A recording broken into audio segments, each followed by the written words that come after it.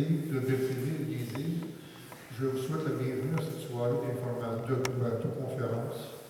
En passant, on m'a demandé d'excuser certains élus qui devaient être ici, dont le maire de l'île du Port, M. François Drainville, et aussi M. Gaétan Gravel, préfet de la MRC.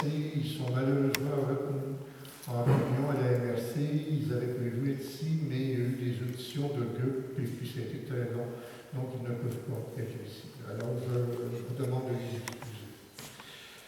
Ceci étant dit, comme vous le savez, ce soir, j'ai assisté à deux conférences qui portent sur l'eau, en lien avec celui qu'on appelle familièrement Léo le Duc.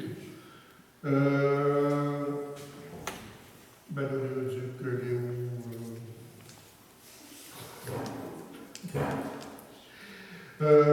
Ceci étant dit, je vais d'abord vous présenter Mme Odette Sarrazin, qui va vous adresser quelques mots.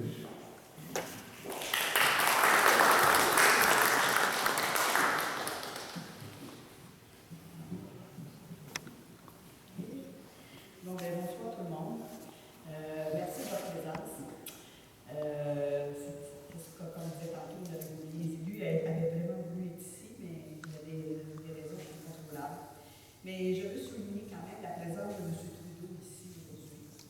M. Trudeau nous fait honneur de sa présence ce soir. M. Trudeau, c'est une inspiration pour la mobilisation citoyenne.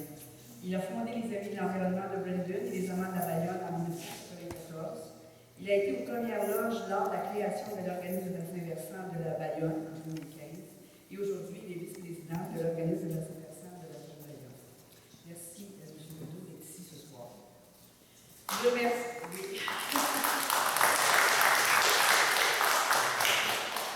Je remercie les personnes des comités de vigilance Bertheville, Sainte-Geneviève de Berthier et les îles qui ont organisé cette soirée, plus spécialement Claire Tellier, Yvon Poirier et Noël Sévignon. Merci à tous les bénévoles présents et à ceux et celles qui ont travaillé en amont. Dans la lutte que nous menons, une alliance avec les nations autochtones est nécessaire. Je veux préciser que nous sommes ici à la visitation de l'île du Port. Nous reconnaissons ce lieu comme territoire autochtone Nitachikinan non cédé de la nation Atikamekw. Cette reconnaissance vise à rendre visible la colonisation des territoires sur lesquels nous sommes et à prendre responsabilité comme personnes non autochtones, collectivement, des enjeux qui affectent les peuples autochtones aujourd'hui.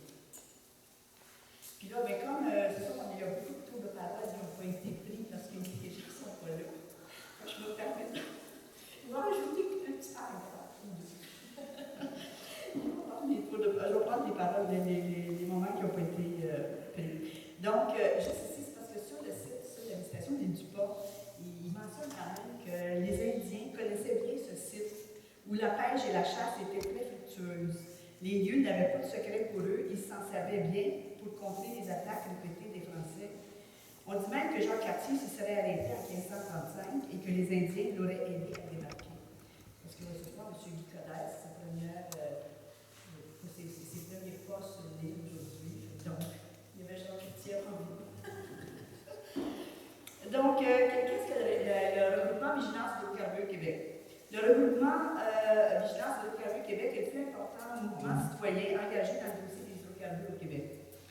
Il fédère plus de 130 comités de toutes les régions du Québec, mobilisés contre le développement de la filière pétrolière et gazière sous toutes ses formes et pour la mise en place d'un véritable plan de sortie de l'ère des hydrocarbures.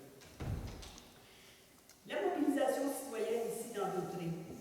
Je souligne le travail citoyen particulièrement important depuis 2014 auprès des élus municipaux et de la population. Là, je vais faire quelques rappels historiques. Opposition de toutes les municipalités de la MRC de Dautré au peuplé d'énergie S suite à l'étude des consultants Avril Harard le 4 février 2015.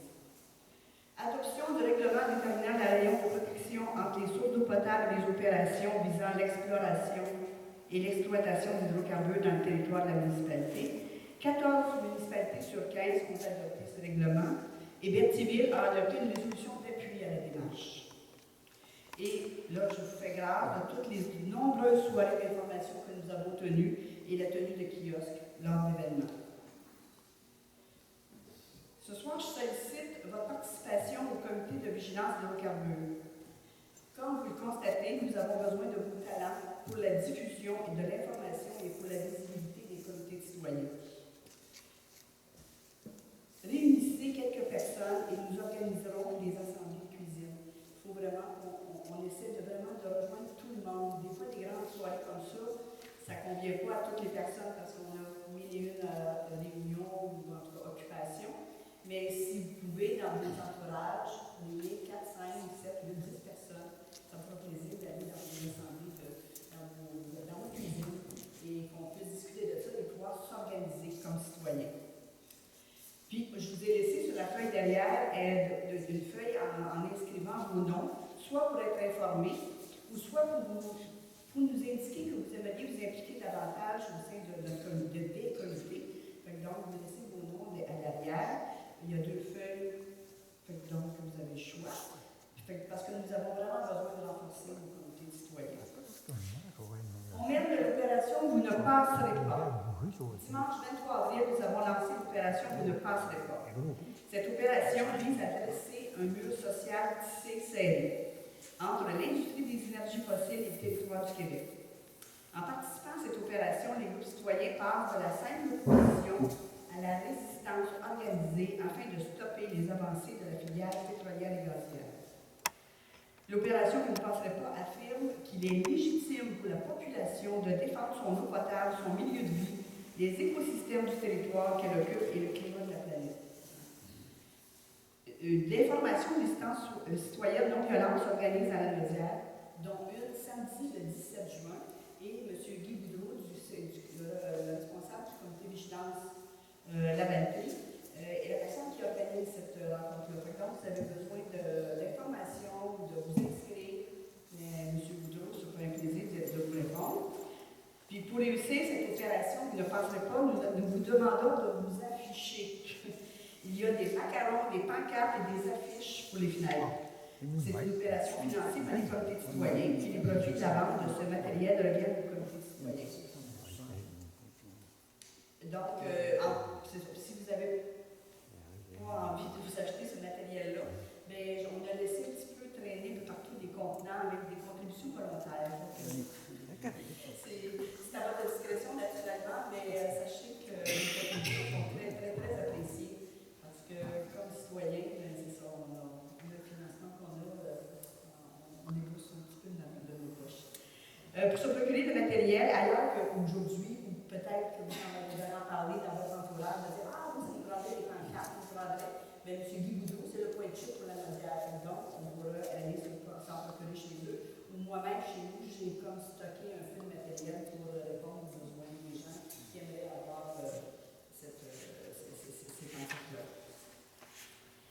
Autre rendez-vous, dimanche 28 mai, au marché métro Saint-Gabriel, distribution d'armes, une conférence de Luc Villeneuve sur les énergies renouvelables pour la transition énergétique et des essais d'outils de véhicules électriques. Donc, on vous attend le 28 mai à Saint-Gabriel. Là-dessus, je vous souhaite une très bonne soirée, puis on va avoir l'occasion de se revoir dans quelques instants. Après la présentation de Pierre, il y aura une pause. À 20h, M. Guy Colère nous fera l'honneur de cette conférence. Merci.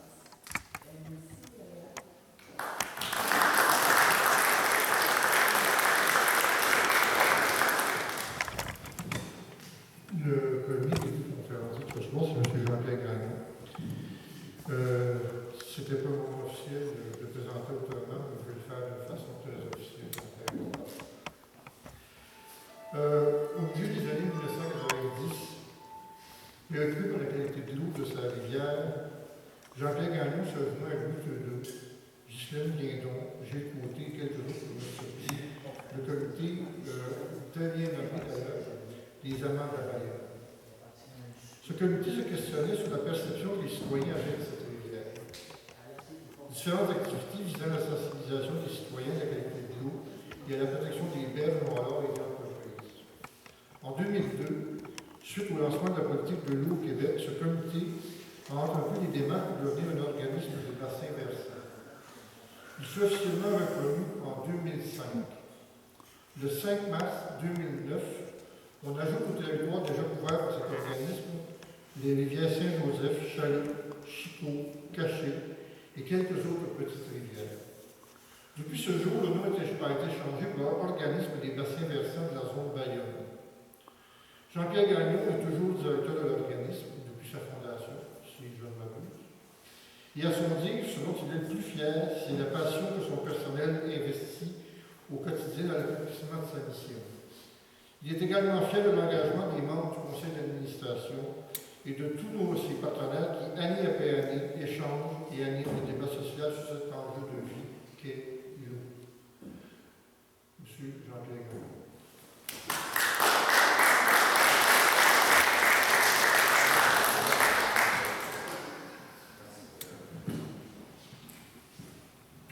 Merci beaucoup, Léa. Avec une présentation comme ça, en plus de ça, je te dirais presque c'est tellement une belle synthèse que je pense que je n'aurais pas besoin de faire de PowerPoint. Tout est fait.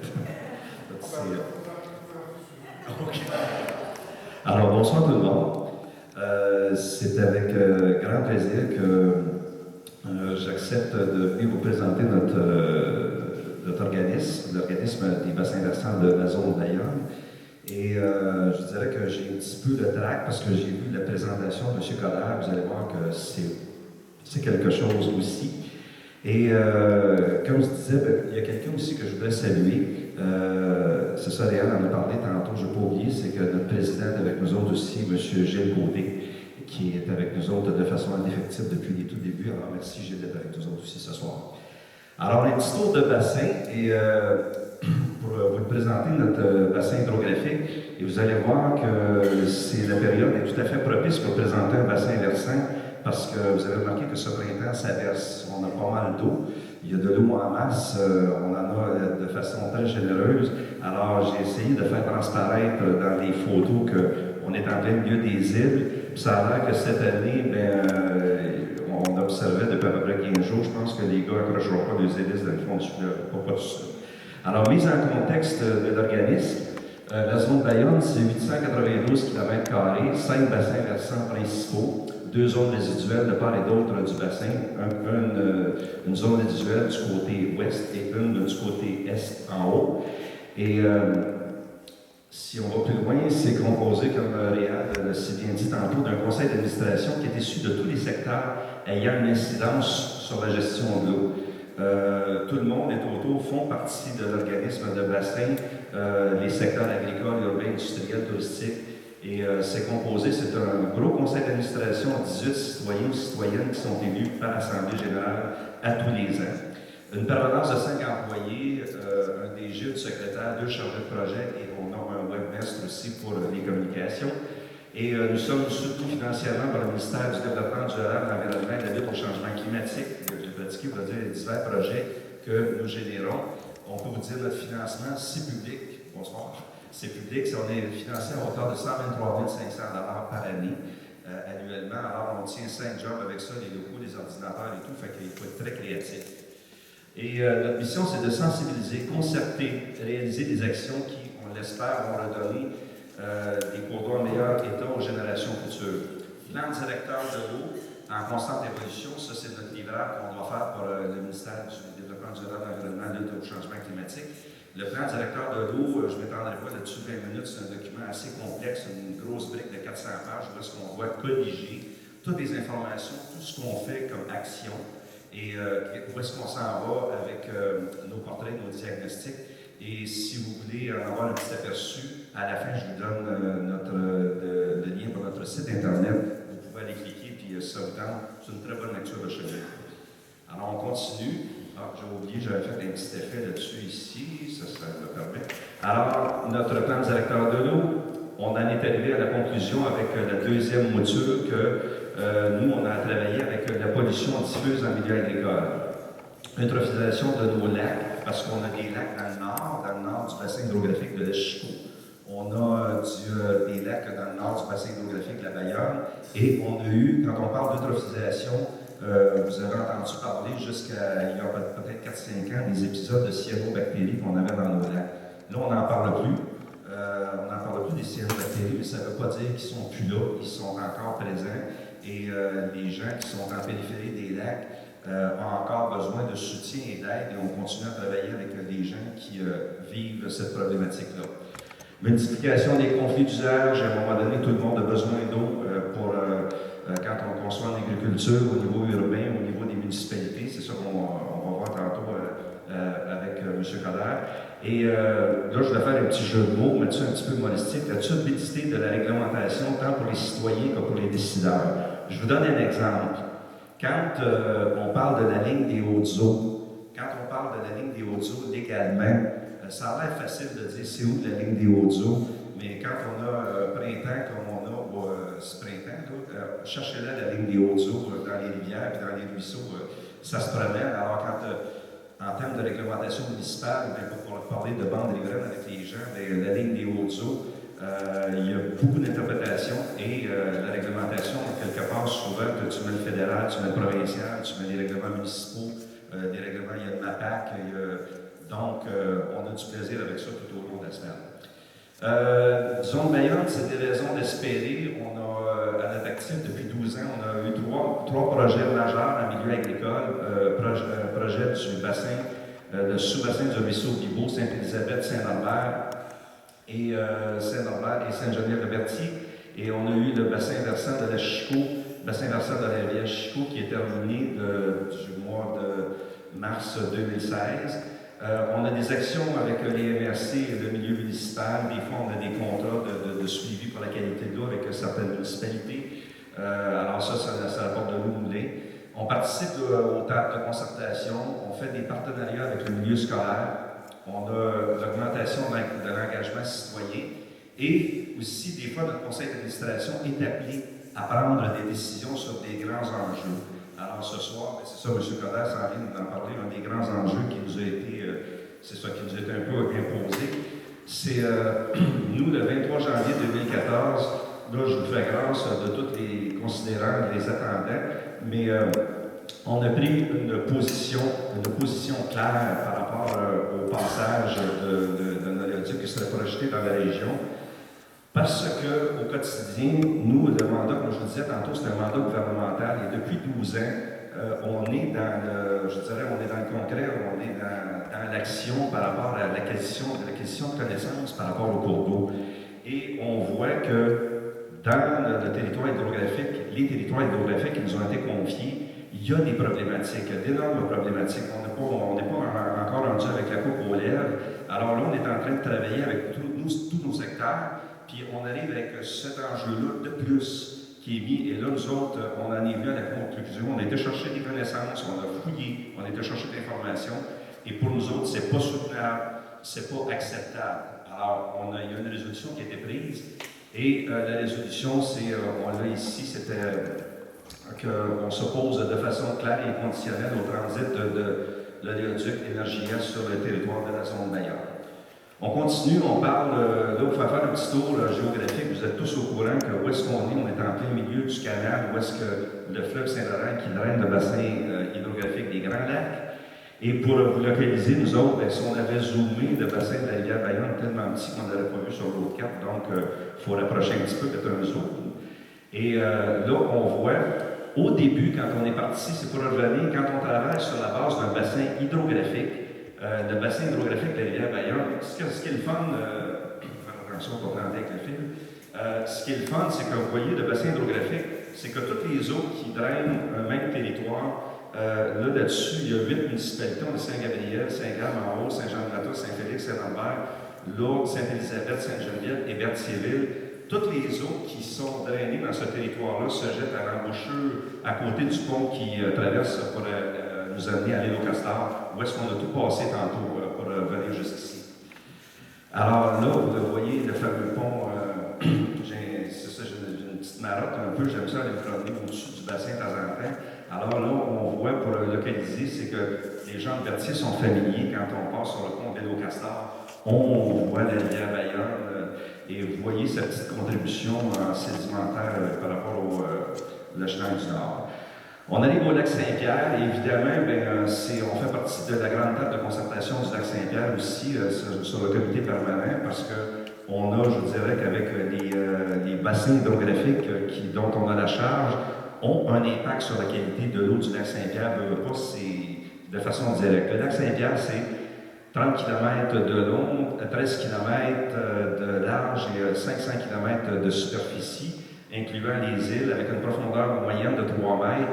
Et le chenal, dans le milieu, c'est 11,3 mètres, avec un débit de 9500 mètres secondes. Ce qui est le fun, c'est que vous voyez, moi je trouvais que ça fait très artistique. Regardez la différence, j'aurais pu donner plus de teinte à la photo, mais on voit du haut des airs comment est-ce que les courants ne se mêlent pas.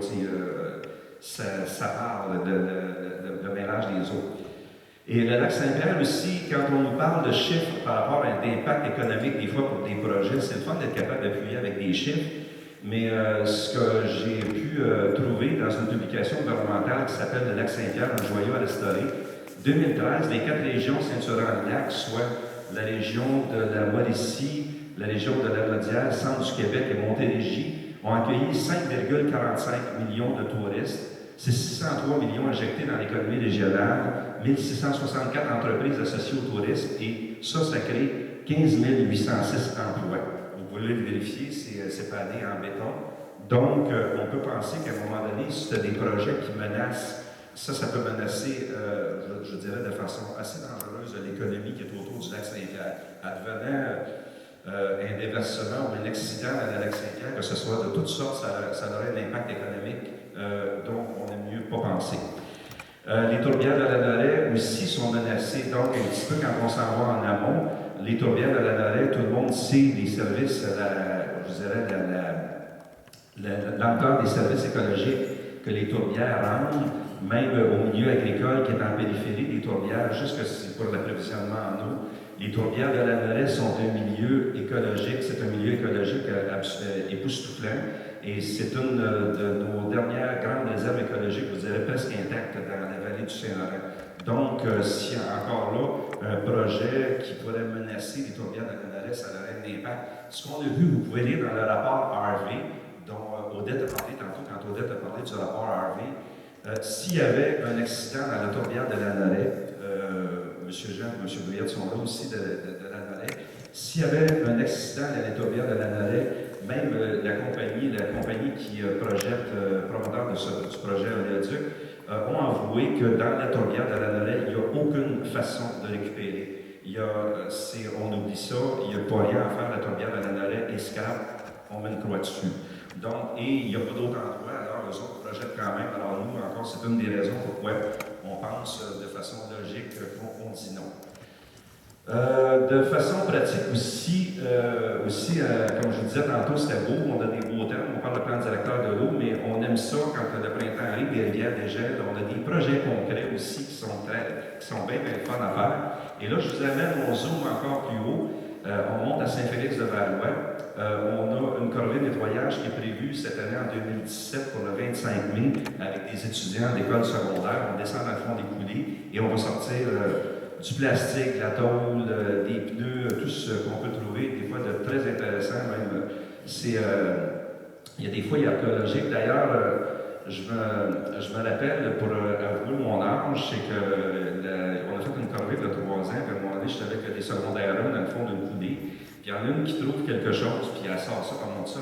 Elle dit « Hey, gars, ça c'est assez hot, ça. » Elle dit « Ça c'est hot, gars, cette machine-là. » Elle dit « C'est quoi cette machine-là? » Elle dit « Ben, je ne sais pas. Ben, je l'ai vu. » Elle dit « Ma grand-mère en avait une, là. » Elle dit « Elle mettait comme une sorte de rond noir, là, puis ça fait de la musique. » Elle dit « Alors là, j'ai regardé, puis je n'ai pas dit un mot, c'était une table tournante. » Donc, je disais, il y a des choses au niveau archéologique à trouver, assez intéressantes. Moi, je n'ai pas fait de voir, j'ai passé à côté pour pas dire, accusé de dire, hey, c'est une table tournante.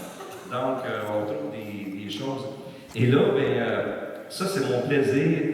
Les rivières, les cours d'eau, les ruisseaux, c'est dynamique. Quand tu regardes un cours d'eau, je n'ai pas besoin de vous faire l'idée, mais un cours d'eau, ça travaille tout le temps. Ça, j'ai pris mon ruisseau au Beaubec, et regardez bien, ça, c'était à peu près pris au mois de juin. Et regardez bien avec le comparatif, je suis content de mon effet. Ça, c'est le ruisseau Beaubec. Un petit peu plus tard, on dit en étiage. L'étiage, c'est un beau mot. Étiage, ça veut dire quand les eaux sont le plus bas. Et vous voyez comment est-ce que là, il a déjà changé pas mal changé de gueule. Et là, encore plus, c'est un petit peu plus tard dans l'été, à peu près à la mi-juillet.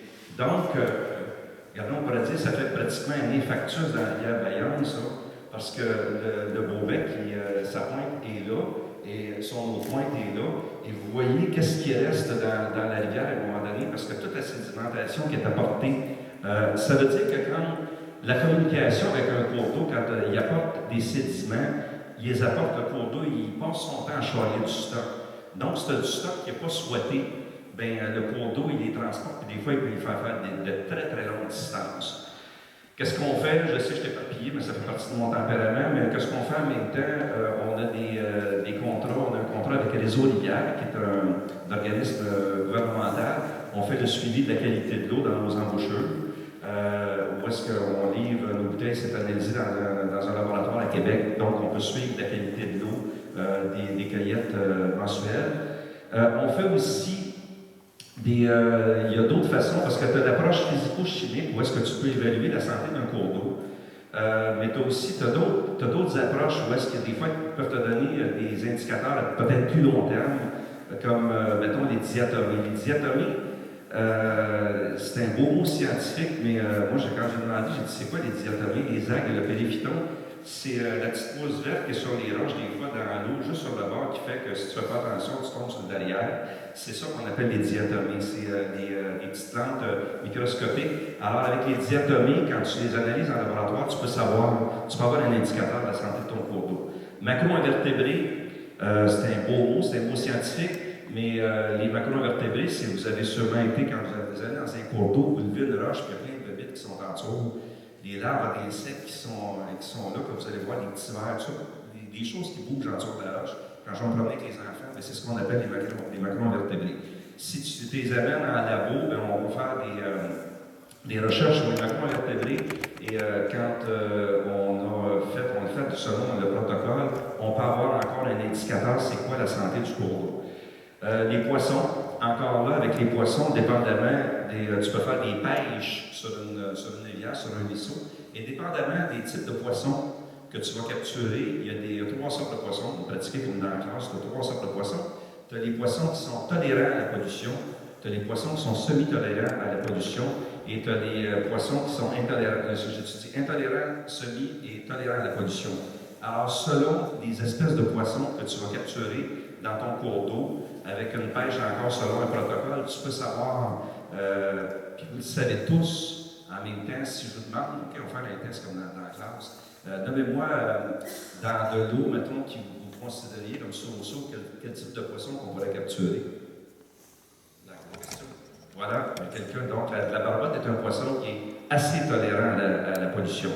Et tout le monde sait que quand tu pognes un bel ongle de fontaine, mettons que la sortie du Beaubec, comme tantôt, il n'y a pas bien ça. C'est l'ongle de fontaine est dans une eau limpide et dans une eau qui est de bonne qualité, à assez bonne qualité. Donc, vous voyez, c'est selon le type de poisson qu'on capture dans un cours d'eau, on peut savoir quelle est sa qualité. Ça, c'est graphique pour vous montrer un peu, quand on cumule, vous voyez qu'il y a du jaune, qu'il y a du rouge, donc c'est une perspective d'emploi à long terme, on a encore l'ouvrage. Et là, justement, quand on parle c'est la façon dont on va chercher nos macro-invertébrés dans le fond des rivières, quand on va frotter des roches au mois de novembre, on trouve que c'est l'engagement de la passion. Alors, qu'est-ce qu'on peut capturer, que vous connaissez tous dans le fond des cours d'eau? Bien là, les décapodes, une belle grosse écrevisse, il y a les mollusques aussi. Ça, c'est tout, je dirais que ça fait pas mal le centage de la République dominicaine, mais tout ce qu'on a, c'est tout microscopique, par exemple. Gastéropodes, après ça, c'est un beau plécoptère qui, je pense que plus tard, ça devient une libellule. Et celui-là, c'est le tardigrade. Si vous êtes capable de vous en rappeler, est-ce que tout le monde connaît le tardigrade?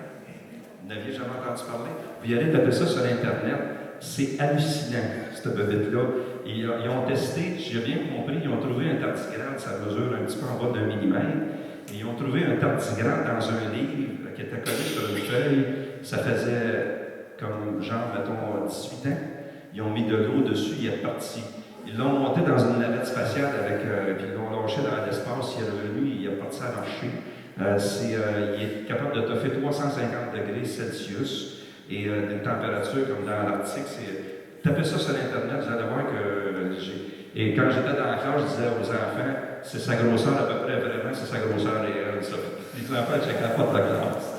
On continue, comme je disais tantôt, ça je reviens, notre façon de... C'est la pêche à la bourrole, quand on va chercher nos petits poissons. On a un épinoche à 5 épines, ça nous démontre que c'est une sorte, je disais, qui est semi-tolérante. L'implication citoyenne, autre mandat qu'on fait, on travaille à créer un sentiment d'appartenance et même initier des gestes concrets. Qu'est-ce que ça veut dire? Ça veut dire sortir une belle grosse tank à l'huile d'un cours d'eau avec des étudiants du cégep de Joliette. Et ça, c'est quelque part dans le bassin versant d'Allière-Chaloupes. Alors, il y a des fois où on est sorti dans une seule séquence près de 10 tonnes de matériel dans le fond d'un cours d'eau, dans une journée, là, avec collaboration des municipalités. Et il y a encore du stock. Ça ici, on a planté au-delà. Tantôt, quand Claudette a parlé de M. Louis Trudeau, depuis que les amants de la Bayonne ont commencé au milieu des années 90, on aurait au-delà de 350 000 arbres de plantés. 350 000 arbres. Vous imaginez, ils ont dit que la forêt du Mont-Royal, c'est 250 000. Donc, à date, mettons, on se dit, si on pousse la moitié, c'est déjà un bon coup qui a été fait, ça pousse sur les bords.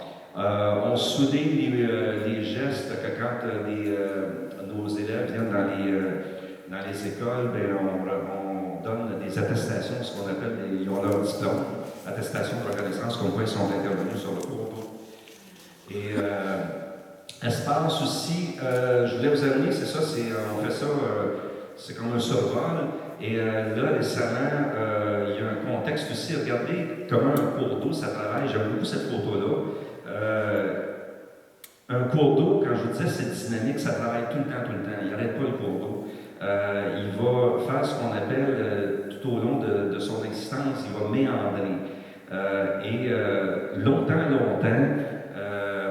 nous, c'est une problématique aussi, on l'a constaté quand on a fait notre portrait, c'est qu'une des actions qui a été faite, qui nous donne beaucoup de travail, qui nous donne l'ouvrage aujourd'hui, c'est le redressement des cours d'eau qui a été fait à partir du milieu des années 50, aller jusqu'à peu près à la fin des années 70. Il y avait des subventions, et les producteurs agricoles, c'est sûr qu'avec le ministère de l'Agriculture de l'époque, il y a que ça, les gars, il y avait des heures de boule. Tu sais, on a des heures de boule, puis on a des heures de pépines, fait que let's go. Quand ça met en trop, ben, le ruisseau, on peut le dresser. Mais là, aujourd'hui, on voit que les ruisseaux, la dynamique des ruisseaux et des cours d'eau, ils veulent reprendre leur cours, ils méandrent. Donc, on dirait que, même pour les municipalités, pour les différents paliers de gouvernement, tu sais, te battre contre ça, et c'est quelque chose, donc nous autres, on essaye de trouver un point milieu, pour dire bien, comment est-ce qu'on peut laisser aller le cours d'eau, mais en même temps, il y a des gens qui l'habitent, qui sont autour. Donc, c'est une problématique où est-ce qu'on n'a pas encore tout à fait la réponse. Mais l'espace de liberté des cours d'eau dans un contexte de changement climatique, depuis 2-3 ans, ce concept-là se promène. Et dans l'aménagement de notre territoire pour le futur, il va falloir en tenir compte. Veut pas.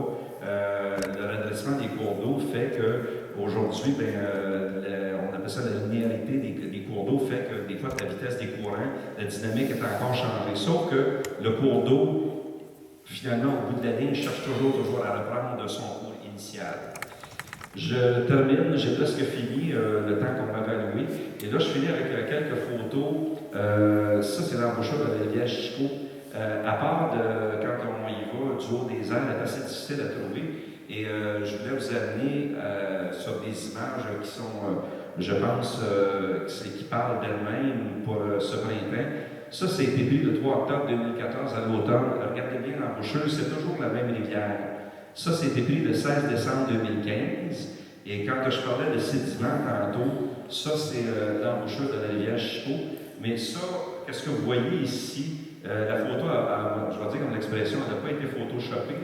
C'est le panache que vous voyez, c'est la contribution de la chaloupe et de la Bayonne. Et là, la Chico a dit, coudonc, on va embarquer dans le party, on va avec. Alors là, on voit le panache qui, sur le coup, alors il y avait eu de 14 et 15 décembre 2015, il y a eu un épisode de pluie assez spectaculaire. Donc, on voit, je dirais ça, c'est des particules qui sont en suspension, des particules qui partent des rivières à un moment donné parce que ça arrache. Est-ce qu'on peut se poser la question, est-ce qu'on n'a pas encore un historique assez long pour savoir est-ce que c'est correct? 20 avril 2016, ça c'est presque, aujourd'hui on est le 26, donc c'est presque un an, jour pour jour, c'est toujours la même rivière. Et checkez bien ça, c'est ça mon punch. Cette année, tadam! Alors qu'est-ce qu'elle a l'air cette année? Alors vous voyez, c'est la même rivière. Quand on dit à un moment donné, on voit pratiquement plus ce que vous avez vu tantôt, c'est la sédimentation, ça vient virer ici, la berge vient virer ici. Donc cette année, le fleuve, je vous dirais, a parlé. C'est ce qu'on va dire quand on parlait, c'était symbolique et clair. Et on voit que les terres allaient s'accoter jusqu'à la 138. Cette année, ça y a passé. Quand on dit une image au Melbo, ça c'était pris un petit peu à partir du nord de la 40, dans le bout de Saint-Barthélemy. Le Chenail du nord, si je ne m'abuse, je pense que le Chenail est à peu près dans ce bout ici. Donc, vous voyez que les îles commencent là, et tout ce qu'il y avait pour le reste, on pourrait dire que c'est bien humidifié. Alors, voilà, c'était ma présentation. J'ai tenté de vous faire ça court, concis et précis, en essayant de ne pas trop. Je suis pas pris dans mon temps, Odette, regarde. Je sais que Odette, j'étais un verbo de turbo-moteur, fait qu'elle devrait se demander si je fais mon timing comme il faut. Alors voilà, j'ai présenté notre organisme de bassin versant. Est-ce que vous avez des questions, des questions techniques? Oui, Odette? Par rapport aux autres tantôt, est-ce qu'on peut voir, est-ce qu'on sait à peu près le trajet du public, où est-ce qu'il passerait dans ce que tu as montré? Il serait-il inondé, le tunnel? Il y a des. À partir. Moi, je pense que selon ce qui est projeté, le long de la 40, de l'autre côté de la 40, on voit qu'il y a de l'eau. Fait que oui, effectivement, je pense qu'il y aurait des parties cette année qui auraient été inondées. Voilà. Est-ce que vous avez des questions? D'autres questions? Ça veut dire que je n'étais pas bien précis. Ça n'a pas été comprenant du tout. Oui. Oui. Monsieur Gagnon.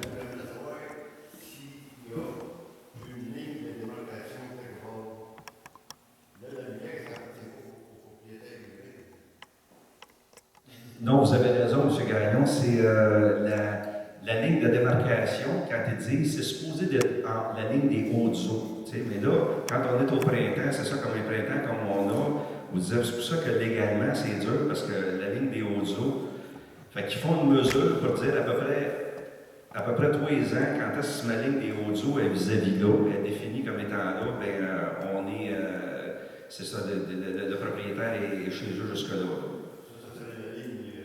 La ligne où l'eau monte le plus haut, là. Oui. Et puis en bas de ça, c'est considéré comme, il dit, c'est considéré comme le littoral. Mais là, quand on arrive dans les îles, ça devient ambigu et c'est mêlant parce que là, la ligne est partie de partout ce printemps, là. Et, oui, madame? Donc, le littoral, c'est des zones cultivées. J'ai pas bien vu. Le littoral, Oui.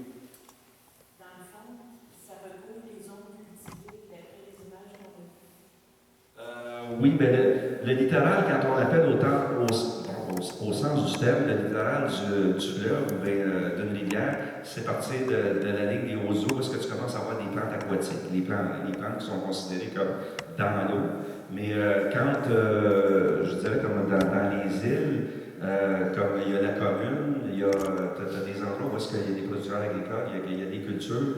Donc, des fois, l'eau va monter, tu sais, une fois tous les 5 ans ou aux 7 ans. Fait que là, ça cause un problème. Là, il y a un gros débat à savoir elle est vraiment où la ligne des hautes eaux. Fait qu'on essaye de dire on va prendre une moyenne, la moyenne la plus, je dirais, la plus souvent parce que l'eau, mettons, monte là, 5 ans, 6 ans, 7 ans, fait qu'on va prendre cette ligne-là, puis on va essayer de faire avec là. Mais moi je trouve ça, en tout cas, au quotidien, on a de la misère souvent à déterminer où est la ligne des hautes eaux. Voilà. Oui.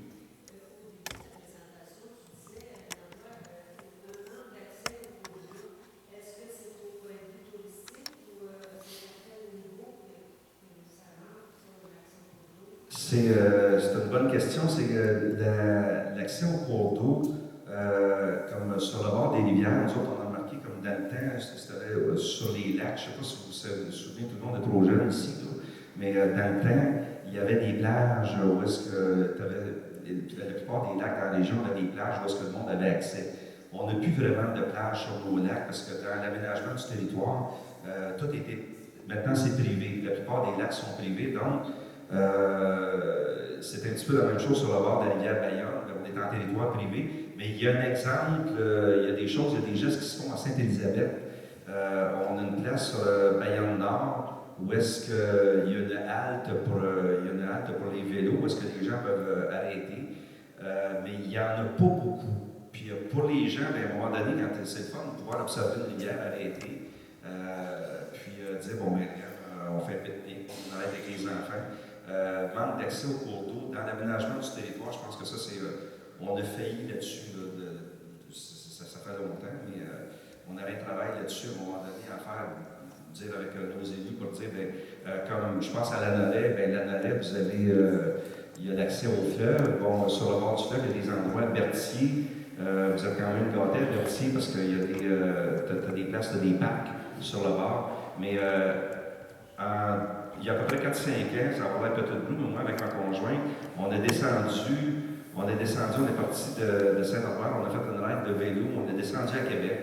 Et à partir de Saint-Norbert à aller à Québec, je pense qu'on a trouvé 6 places où est-ce qu'on pouvait aller observer le fleuve. C'était pas beaucoup. On se dit à un moment donné, quand tu approches, ben, c'est sûr que les cours d'eau, les avoirs de cours d'eau, c'est payant. Donc,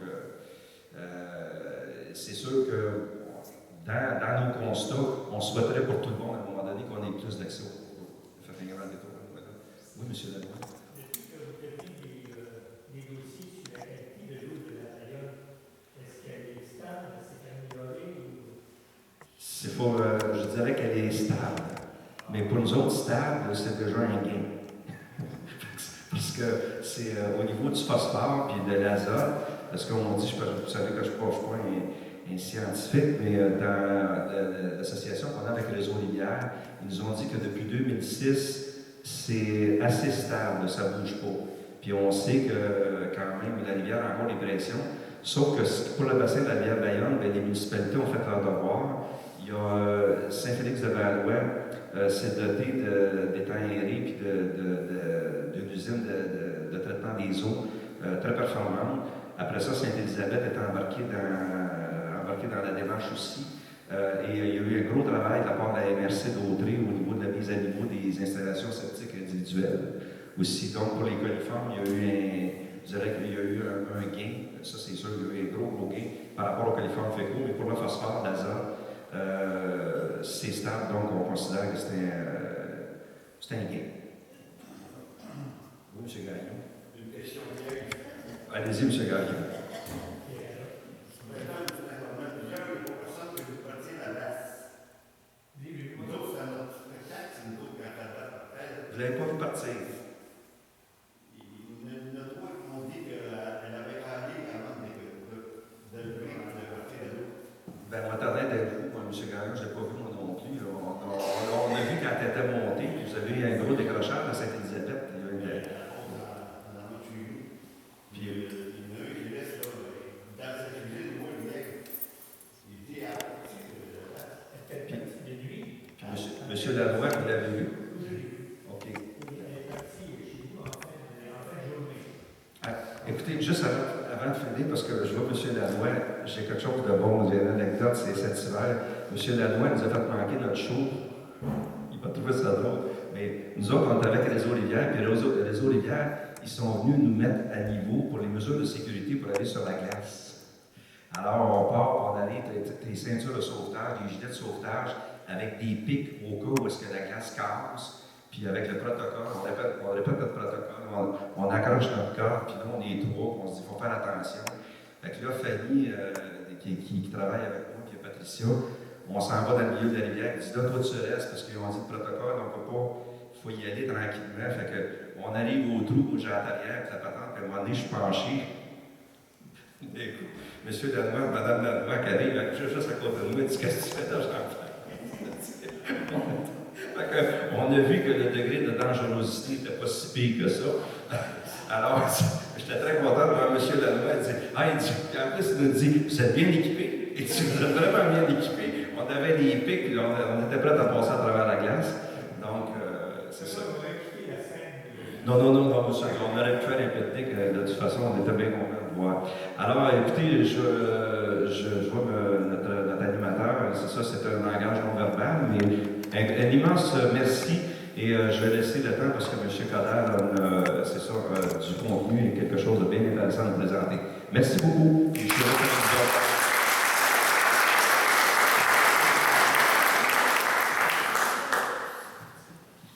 vous. Vous allez maintenant profiter de 10 minutes de pause, après quoi on va vous présenter M. Coderre. Il y a du café à l'arrière. Café, tisane.